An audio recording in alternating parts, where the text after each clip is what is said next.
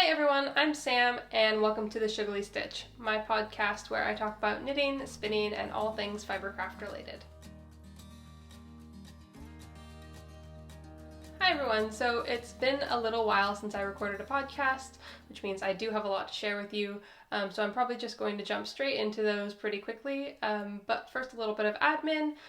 If you have any questions about anything that I have been working on, or want more details, there is information in the description box below, and you can also find more information on my Ravelry pages, and you can follow me on Instagram or on Ravelry as the Shoogly Stitch. So without further ado, let me get into my first finished object. So the first thing that I have finished is not something that I'm actually going to be able to show you because I did give it away. And it's something that you'll have seen if you were watching any of my other previous videos, was taking a while. It was the project that kind of was my constant companion from about February all the way till I finished it in August. And that was the Gibbie Shawl. Now this was basically a Shetland lace shawl that I made for my sister-in-law for her wedding. It's a pattern by Gladys Amedro, and it's offered by Shetland Wool Brokers, which is Jamieson and Smith. So you can find the pattern there on their website.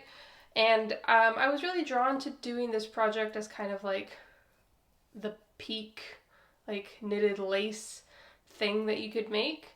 Like I've knitted lace shawls before in just kind of normal lace weight yarn. I've knitted various lace like aspects of different projects. So this seemed like the next big challenge, and it also seemed like a good reason to knit this kind of lace shawl. It wasn't particularly harder than most other lace that I've worked on. Like the stitches are still the same. It's still mostly kind of yarn overs, knit two together, slip knit, like the basics of lace is still pretty much the same.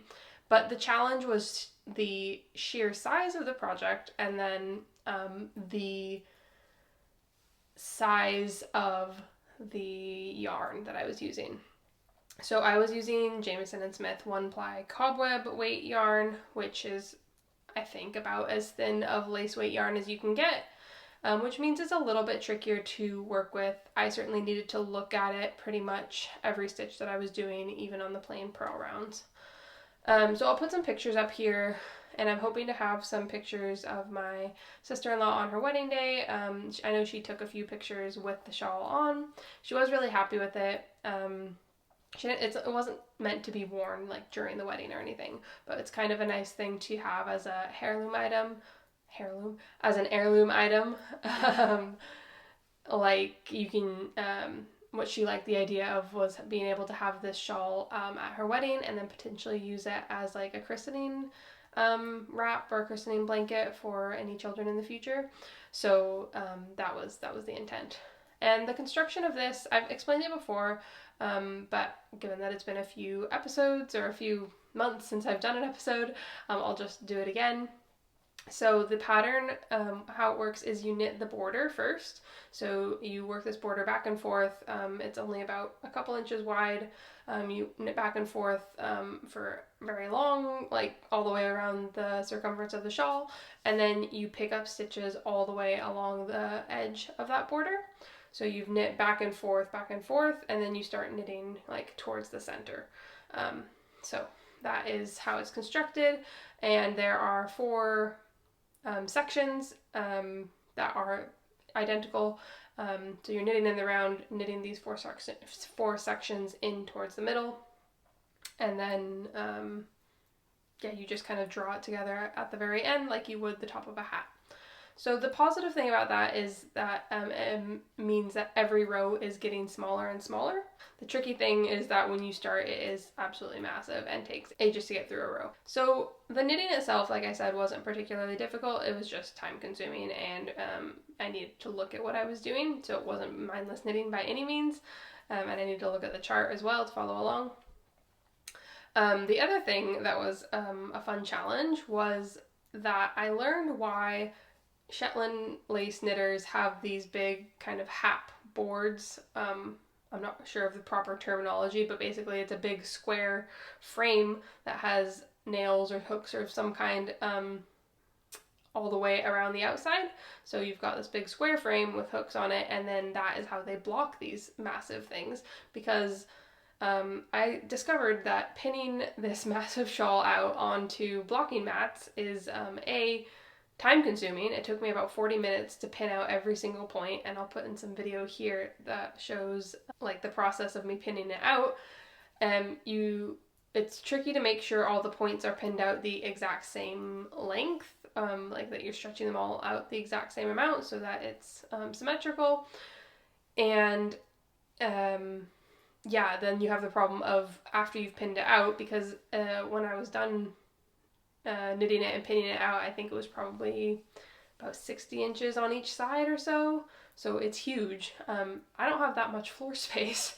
So I basically laid out all of my blocking mats on my kitchen floor, pinned it out, and then realized, oh, where do I put this now to dry? So I was able to carefully carry it upstairs with no major mishaps, and all the pins stayed in place, but it was a bit of a nail-biting time.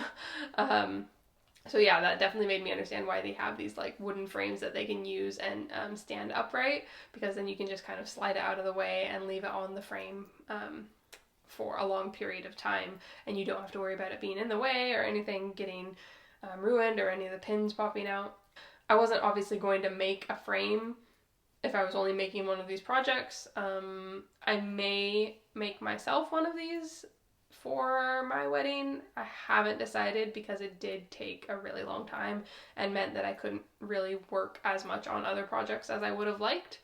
But to be decided, and I'll decide if I do make that, I'll decide how to block it in the future. So yeah, that is a major accomplishment. It's like one of those kind of pinnacle of knitting things that I'm proud to have kind of checked off my list. And I was really happy with the finished product as well. The next project I have shown multiple times on the podcast, and it is the Cinnabar Shawl by Andrea Mowry. And as you can see, it is quite large. So here it is. And I finished this back in July. And this is all made for my own hand spun. I'm not really sure why I decided to make a shawl. I think I was looking for something to use up this contrast color, and didn't exactly know what to use. Yeah, I think that was the whole reason behind it, because I'm not necessarily a huge shawl wearer. I do find them a bit tricky to style, and this is obviously massive, but I have found it quite good for when I'm working at home. I can just wrap it around myself like this when I'm sitting upstairs freezing in my office, because I don't want to turn the heat up because it's expensive. Having a woolly layer just around your shoulders is actually like really warming. So I haven't worn it out tons, just because it is quite bulky around my neck, and so like doesn't really work very well with a jacket, but it is good for when I'm sitting at home and just want an extra cozy layer. As I said, this is hand spun. The kind of turquoisey color is an art bat from Sealy McWheely, which I picked up at last year's Scottish Yarn Festival. And then the gray is a combination of fibers from a few different places that I blended until I could get the gray that I wanted.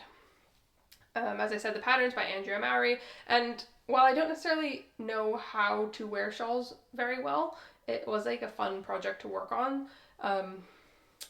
It was kind of easy for me to pick up and put back down, even though there's brioche, and even though there's kind of a lot, well, not a lot, but there's different things happening on each half of the shawl. It becomes intuitive pretty quickly. So there's garter stitch on this side and brioche on this side, and there's a few different parts where the dominant color changes. But overall, it's not particularly difficult to get the hang of, and you can pretty much stop looking at the pattern after a little bit. So that was my next finished object, the Cinnabar Shawl by Andrea Mowry. I knit this on size 6 needles, I believe, but honestly with shawls it doesn't really matter. You can kind of make them flexible. It just makes the shawl bigger or smaller. So the next project I have to share is one that, again, I finished quite a while ago. It was a really quick knit, and it is a ranunculus. So here it is. Hopefully you can see. It's quite a cropped version, and it's quite a close-fitting version, as well as being a fairly loose gauge. So if I hold it up closer, You can see that it's fairly drapey and flowy. And I knit this with 1 skein of sock yarn. I kind of just wanted to see if I could do it, like what I could get out of 1 skein of sock yarn. I made size 2 because I didn't want it to be the super oversized version, and because I figured if I was trying to get it out of just 1 skein, so like 400 meters, that I needed to make it as kind of close fitting as possible. And I'll put some pictures up of me wearing it as well. I used size 7 and size 9 needles, so that's 4.5 and 5.5 millimeter with obviously a sock weight yarn, so it's a fairly loose gauge, but it actually isn't as see-through as I might have expected. Like, I can definitely get away with wearing just a nude bra underneath.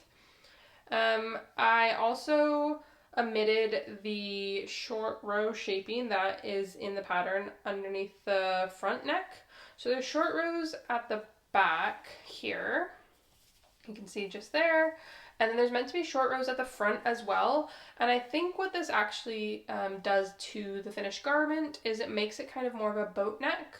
So if you're adding a bit more fabric here and a bit more at the back of the neck as well, it makes the side of the neck kind of sit further out here, and I didn't want that, so I just skipped that part altogether.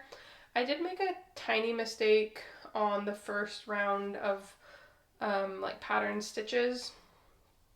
So there's kind of meant to be 2 rounds of this, and my first round very much does not look like that because I misunderstood the instructions. But given that it's just kind of a basic textured yoke, it doesn't stand out unless you know what you're looking for. So I decided not to go back and redo it because it was kind of a fiddly round to do anyways. I have worn this maybe once or twice. I don't find it too difficult to style for the most part. It is more cropped than I would normally wear for a t-shirt, so that's a bit tricky, but I do have some higher waisted like pants that it works well with. So I just maybe need to make a bit more of an effort. The other tricky thing is that I obviously like need a layer on top of this for the winter, so a cardigan of some kind, and most of my cardigans are closer fitting. So I do have on my list kind of a more oversized cardigan that I want to make. I don't have a particular pattern yet, but I do want to make something that's more oversized, and if I do that, then this would work well underneath. But yeah, all in all, it was a fun challenge, and it was a fun like way to use a skein of sock yarn that I didn't necessarily have any specific plans for, and I do have a lot of sock yarn to use up, so this was a fun way to do it. This yarn is For the Love of Yarn Yak Sock, which I picked up a couple years ago at the Glasgow School of Yarn. It's really lovely and soft. I think it's the yak. I think there's also some silk in it, if I'm remembering correctly. So it makes a really good drapey t-shirt yarn. Okay, so the next project I'm not sure if I've shared on the podcast yet, and it is the Gro Hat, and the pattern is by Fibre Tales. Forgive me, I don't know her actual name, but I'm sure you'll have seen it or her channel or some of her patterns before. And it's got this kind of lovely, I guess, botanical motif, so it looks kind of like plants growing. And there's a taller one and a shorter one, and it just repeats all the way around the hat. And I knit this in handspun yarn. So this is from yarn that I spun from a bat that I picked up at the Scottish Wool Producers Showcase earlier this year, and it is 10% cashmere and 90% Shetland, and it's Scottish cashmere from Lunan Bay cashmere, and then lovely Shetland. It isn't necessarily soft like you would think of cashmere as being soft, because it is only 10%, just because it's such a hard fiber to kind of collect, and it's quite time consuming. So in order to make something kind of affordable and make the cashmere stretch longer, they are only using small amounts of it in the bats that they've produced so far, to my knowledge. But the resulting hat is nice and warm. The only thing I would do, I think my gauge was probably slightly tighter than the pattern called for, so it means that the hat is just a bit shorter than I really want it to be. It is quite a short, like close fitting hat, even if you look at the pattern photos. It's not like a really long kind of baggy hat by any means. it's definitely, yeah, like closer fitting to the head, but I think I should have made it like a bit longer because I do find myself trying to pull down over my ears a little bit. I could always go back and just undo the top decreases and just add a few more inches if I decide it bothers me enough. I haven't decided to do that yet. Here's what I have left of the yarn. So I do have plenty of yarn left to do that if I wanted to, and I honestly probably should because it would just make me wear the hat more. But yeah, so that is the Gro Hat. Yeah, I followed the pattern just as written, so US 4 and 6 needles, which is 3.5 and 4.5, or no, 3.5 and 4 millimeter. And this little, I don't know, tuck stitch.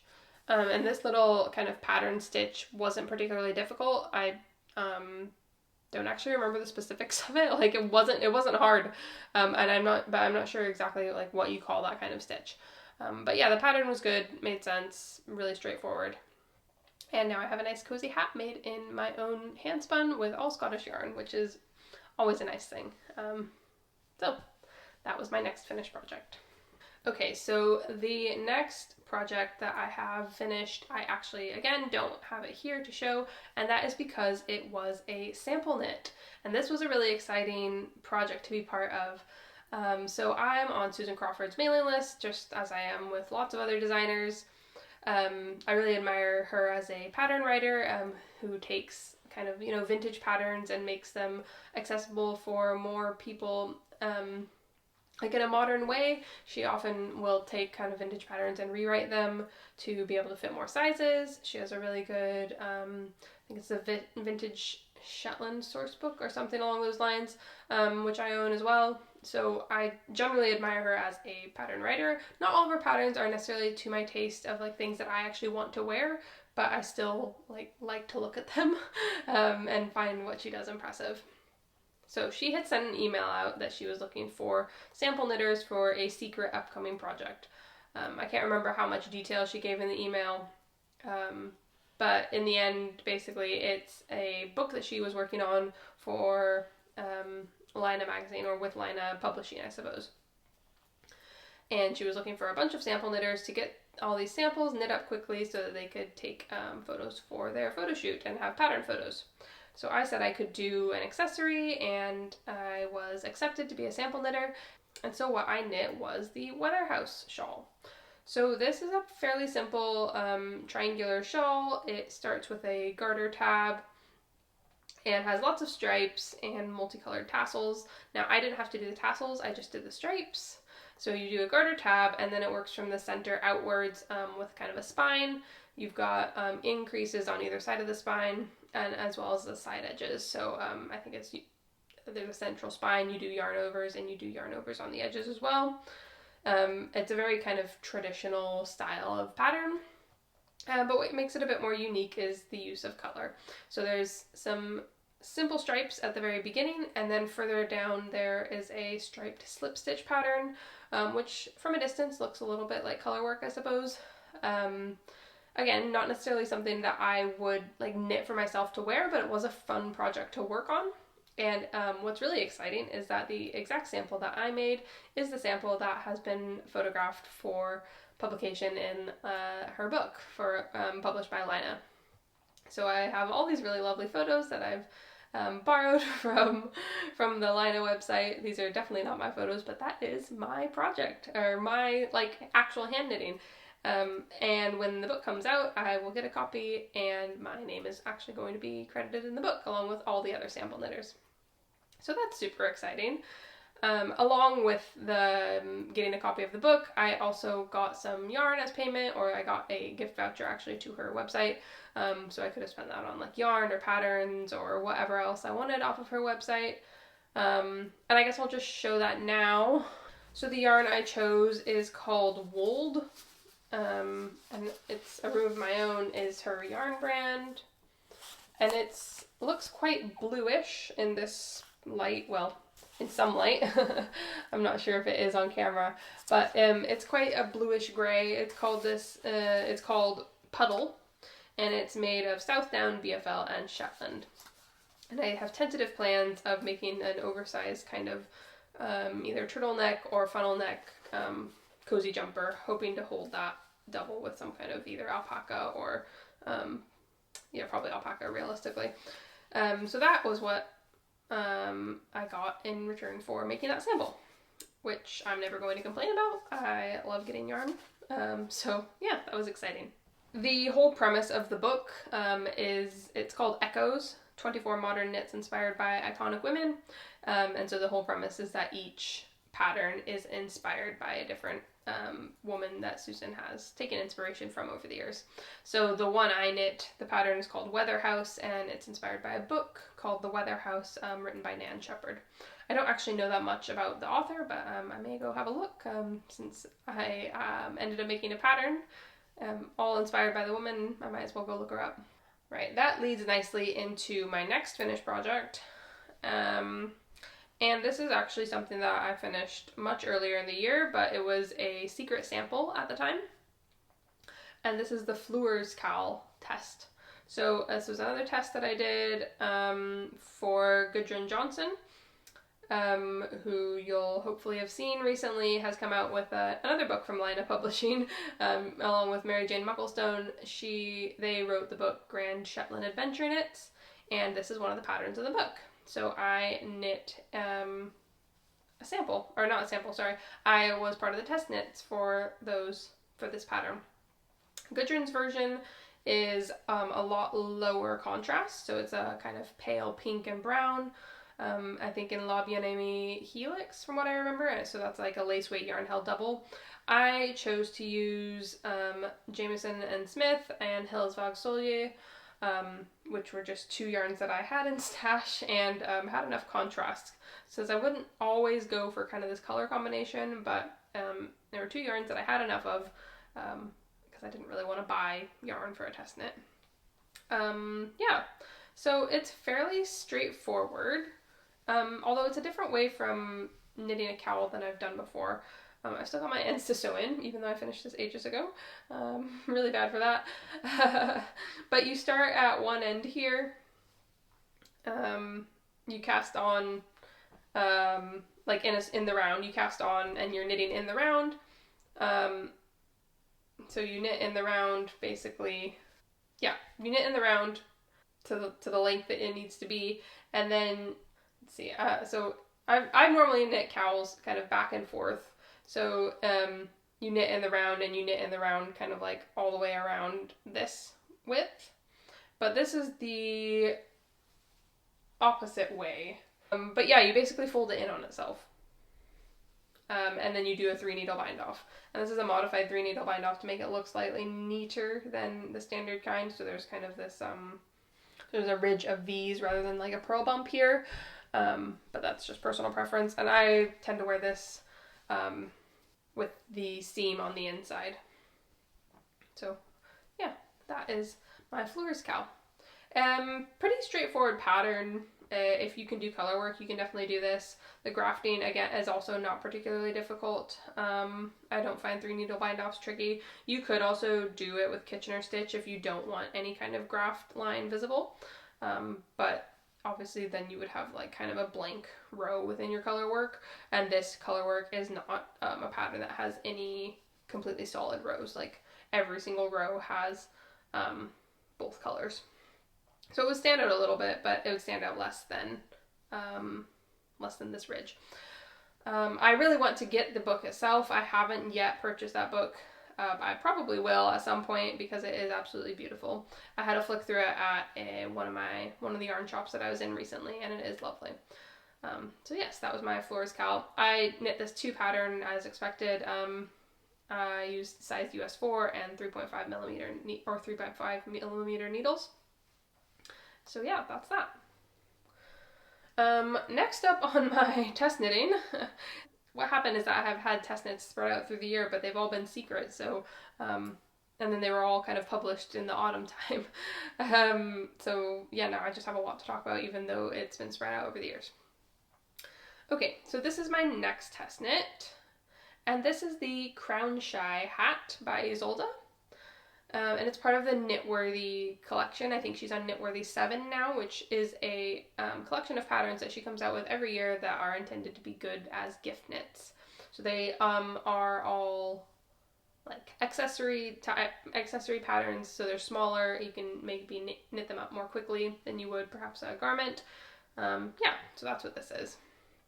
And she calls them preview knitters, but it's the same thing basically as being a test knitter. This is an interesting pattern. It's a kind of different style than I have done before. I use size US 6 or 4 millimeter needles and knit the size adult medium.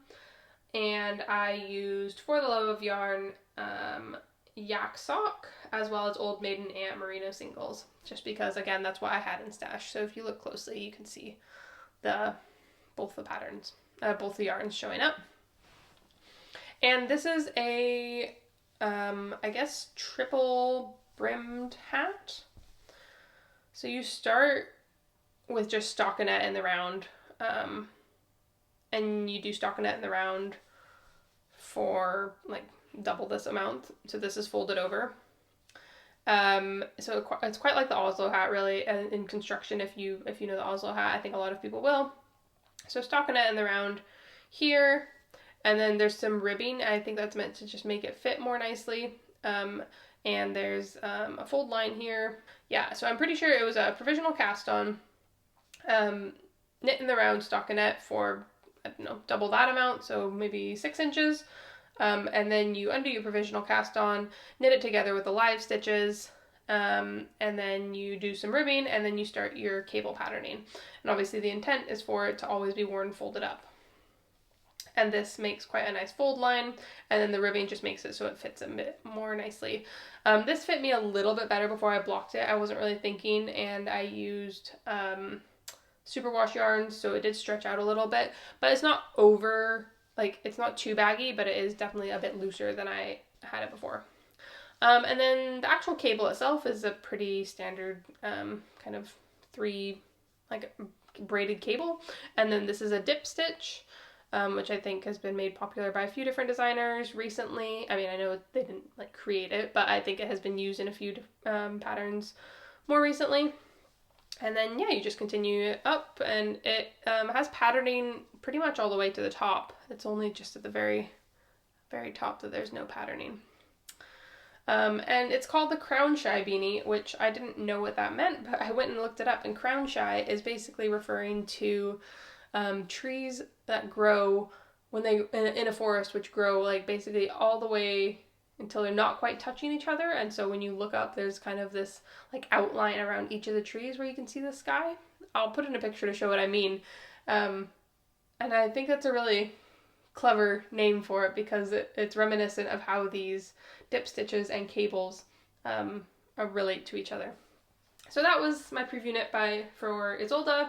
I have nothing but good things to say about testing for Isolde. I think this is my second time I've tested for her. The other one was a hat as well. And yeah, it's just really straightforward. Her patterns are basically already completed and need very little editing as far as I'm concerned. Obviously everyone's different and feels differently about how much information they need, but yeah, there's always plenty of time as far as like length given for the test knit, and it's just a good experience. And I found the pattern easy to read as well, so would recommend if you're looking for kind of a triple layered beanie, but something that's a little bit different. It has some texture to it, if you're looking for something that's not just a plain stockinette hat. Okay, and then that leads on to my last hat, I think, that I'm sharing with you. And this is also my last test knit. As I said, I'm too easily lured in by test knits, but when they're hats and accessories, it's very easy to say yes. So this was a test knit for Making Stories, and this issue is not actually out yet, but it's totally fine to share the finished object. So this is the Holdfast Hat, and it's going to be published in Making Stories. I can't remember who the designer is, but I will put it in the notes down below. And I knit this on size 1 and size 3 needles, so 2.25 and 3.25 millimeter needles. I used, again, stash yarn, so Hillesvag Solje, and I had some Kate Davies Milwaukee tweed for the kind of lime green color. And it's just a basic colorwork hat. Like, there's not too much to say about it. It's a tubular cast on, ribbed brim, and then you go straight into the colorwork. It is a nice pattern. I should have made it one repeat longer again. And I still could go back and redo it. I just can't decide if I will. It does cover my ears, but it like ends about right here, and it's just a little bit shorter than I really want it to be. I think that kind of might be the style with a lot of colorwork hats, but it's not my preference. I do want them to be a little bit longer. The color work was not overly difficult. Again, if you can do color work, it's pretty straightforward. There's only ever two colors per row, so that was all good. And again, the testing experience for Making Stories magazine, really good, very clearly communicated, plenty of time I felt to do it. So yeah, that was a good experience. Would recommend doing it again. And yeah, that is the Holdfast Hat test knit. And that is the end of my finished objects that I'm going to share. I do have a couple other pairs of socks, but they're very basic and like not really worth sharing, to be perfectly honest, as I feel like this is already taking up a lot of time.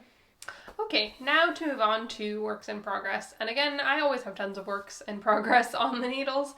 So I'm just going to mention the ones that I'm actively working on right now. Okay, so the first is one that by all means should really be off the needles, and it is done as far as the knitting is concerned. It is just the finishing that is left, and it is the April cardigan by Petite Knit. This I made a size medium. I was looking for a cropped cardigan that I could wear like basically over dresses or with high-waisted trousers to, yeah, just like a more cropped cardigan, because a lot of my cardigans are more kind of full length or even longer. And the knit of it went completely fine. So I made this in Dererum Natura Ulysse, and I'm really happy with the fabric. It's really soft, especially after blocking, nice and cozy. I had some slight issues with the sleeves in that you can see a little bit where it changes from knitting flat to knitting in the round. I think the blocking is mostly taking care of that. Where the issue has been is with the button band. So I tend to prefer the way a like sewn on or vertical button band looks basically instead of a horizontal one. So the pattern calls for you to pick up along all the way around and just knit ribbing like this way out, and I wanted to do one where the button band went the same direction as the knitting. I just feel like it looks a bit more polished. I've done it on a cardigan in the past and everything went fine. That was how the pattern was written. So I thought it would be easy enough just to do the same thing here. The knitting went fine. I knit a 1x1 rib for the button band with an edge stitch to sew it on. However, my first round of sewing it on did not work out. I'll take it off and show you, or I'll put it on right now and show you what it's like.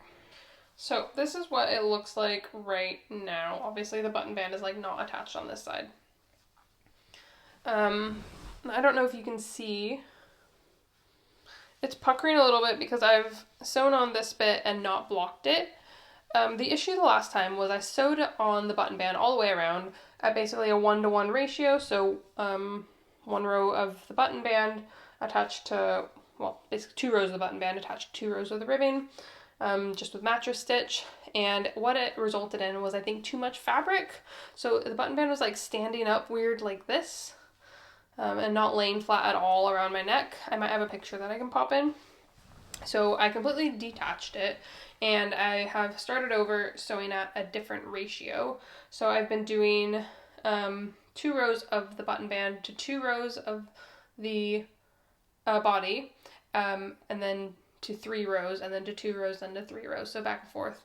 And that means that the button band is getting stretched slightly, and there should be less extra fabric up here going around the neck. Now obviously it's like puckering a little bit right here, and as I said, it's just because I need to block it a bit. It was doing that down here at the bottom before I blocked it as well. So I think that that should solve the problem. It doesn't currently look like it's standing away from my neck, so that's positive. So basically I need to steam block this real quick, see if it's laying flat and all right in that respect, and then I just need to do the rest. Currently I've got about 6 inches extra, whereas before this was exactly like the length of the sweater. So I've already kind of attached it at that much quicker of a rate. So I'm not sure how much extra I'll have by the time I'm done sewing this on, but it may well be a good 8 to 10 inches of extra button band that I'll need to then rip back and just rebind off. So that is where I'm at with the April cardigan. It's so close to being done. I just need to sit down and finish it. So hopefully I can get that done in the next couple of days. I don't actually have buttons yet, so that is the next thing that I'll need to buy. And then this will finally be ready to wear, which I'm excited about because I've been wanting something like this in my wardrobe for quite some time.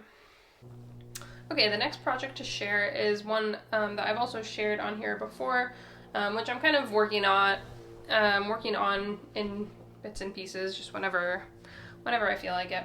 And this is the Longfellow cardigan, which I'm making for my boyfriend, or fiance, I guess. It is a fairly basic fingering weight cardigan. This is the back panel, so this is done. It's obviously rolling in quite a lot, so you can't completely see, but there's the kind of arm hole, shoulder part. Yeah, this is knit flat, and it will be seamed up, which I don't really mind. Yeah, I don't really mind doing some seaming.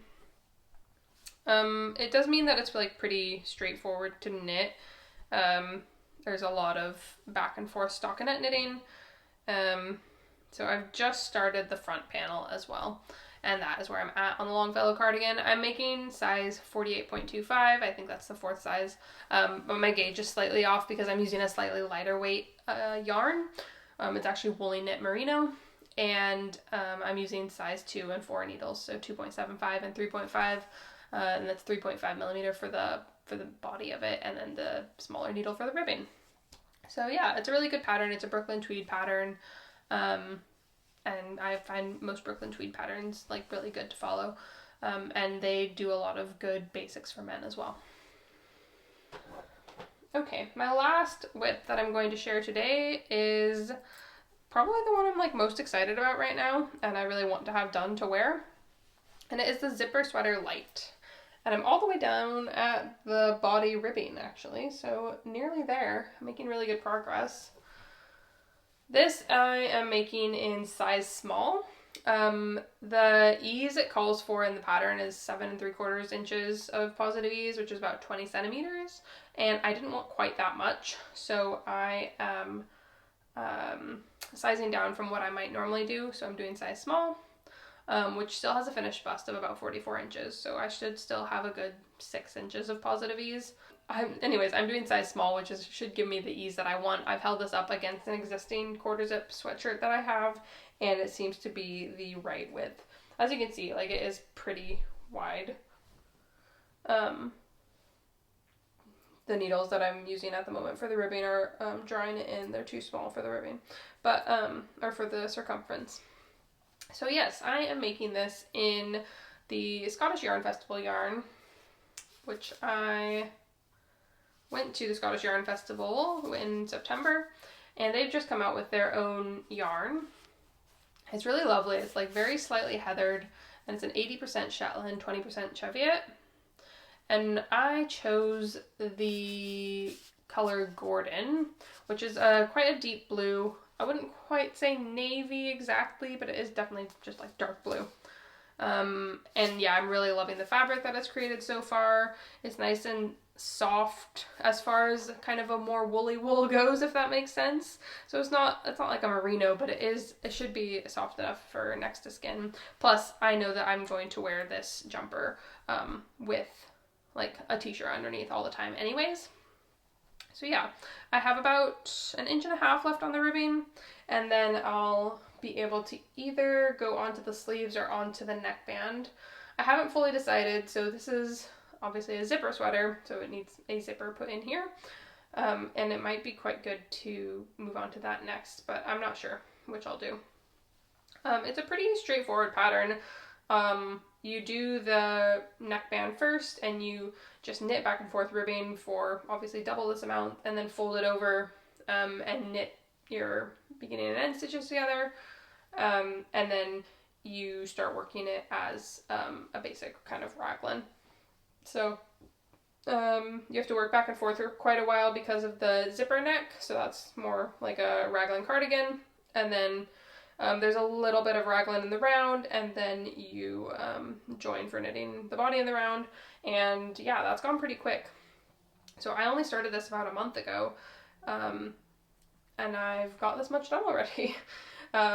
Funny how quickly it goes to work on a project in DK weight that has no patterning on the body. You can just knit round and round, and it goes super fast.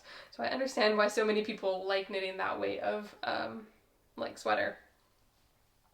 So yeah, hoping to make some more good progress in this in the near future, and I'm really excited to have the finished project. So I am going to touch briefly on some spinning, and the exciting thing I've been working with lately is Gotland. Gotland is a long wool, which I think has origins in Sweden, but don't quote me on that. And it's one of these really curly looking sheep. So this is what the staple, the fiber looks like. This has been washed, but nothing else has been done to this. So you can see it's really wavy. It's not crimpy like fine wools would be. So a merino crimp would be lots of little tiny zigzags. But this is obviously very wavy. And so I have also got a bigger drum carder in the time since I've spoke to you all last. And so I've been experimenting with putting these Gotland locks through the drum carder. And this is what you get off of it. Isn't this beautiful? So Gotland is this beautiful natural gray kind of silvery color. I'm not sure that the lighting's working with me the best here, but it's like a pale gray with some darker bits throughout. And I am really enjoying that lately. I've done a few sample skeins, which I actually don't have down here with me, just to see what the pure Gotland spins up like. And I'm not 100% sure if I would want this next to my body, pure, if I would want a pure Gotland sweater or not. It does feel fairly soft. I don't know. More to experiment with, probably. But I do have an entire fleece, so there's plenty to play around with. But the one thing I have started doing is a bit of blending as well. So I did notice when I was doing my sample spin that obviously this is quite a long staple. So what is that? Maybe 5 to 6 inches? It's very long. And I think that helps contribute to the strength of it. I don't know if I'm just making that up, but I found it quite hard to just break the yarn when I was trying to snap it, snap a little bit and just see how strong it was. It was quite hard to break. I had to pull really hard, which is not the same case with a lot of other yarns. I'm sure you'll know even from knitting, a lot of yarns are quite easy to snap. And a lot of handspun, especially handspun singles, are usually quite easy to break. And even the singles on this Gotland were not that easy, and I think it's because of the length of the staple, which indicates to me that it could be interesting to try it in some sock yarn. So what I've done, I've taken some Gotland and I've taken some Texel. And Texel is kind of a medium wool as far as I understand. Again, I think it's meant to be fairly good for socks. I don't think it felts too easily. And I have taken some mill ends. And mill ends are basically what you can get from bigger manufacturers when they are changing over kind of the color that they've been blending, or different fibers that they've been working with. They've got a little bit of that one color left before they switch to the next color. So you can order boxes of mill ends, which I've done from World of Wool. And so what I did was I decided to make a bat using 30% Gotland for strength, kind of as a potential nylon replacement. I did 50% Texel and then 20% mill ends. And I've made this colorful blend, which is kind of mostly gray, but with lots of different colors in it. I don't know. I'm not sure how that'll be reading on camera. Hopefully you can kind of tell, I don't know, kind of almost like the equivalent of a speckled yarn. And my hope is, as I'm spinning it up, that the color will be even more muted. But then when you look closely at the finished yarn, it'll kind of, it'll kind of like a John Arbon blend. A lot of, they use in their yarn colors that are made up of lots of different colors. So they're quite heathered and quite complex looking.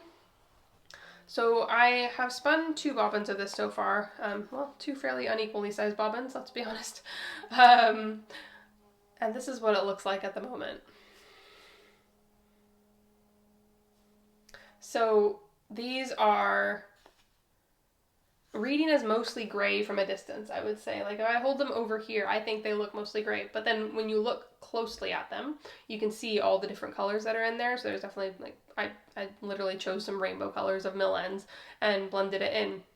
So I'm hoping that when these are then plied, it'll, again, read mostly as gray, but like if you look closely, it'll show those colors and that complexity. So I'm really excited to see how this turns out. And I'm also excited to knit with it and see, like, does Gotland actually perform as I think it will? Like, does it make you have stronger socks, or is that not accurate? It'll be quite interesting. I'm not sure, because it is only 30%, so there is still 80% that's, or 70% that is that kind of shorter stapled yarn. So yeah, that is the current experiment with spinning. Nothing else major in spinning. I've got plenty of plans to talk about, but nothing happening right this instant. I have had a few acquisitions since the last time we spoke, but I think that this podcast is long enough as it is, so I'll probably talk about that the next time. So yeah, I hope you enjoyed that episode. Hope I was able to either keep you company while you were knitting or getting some chores done or something along those lines. And I will speak to you again the next time. Bye!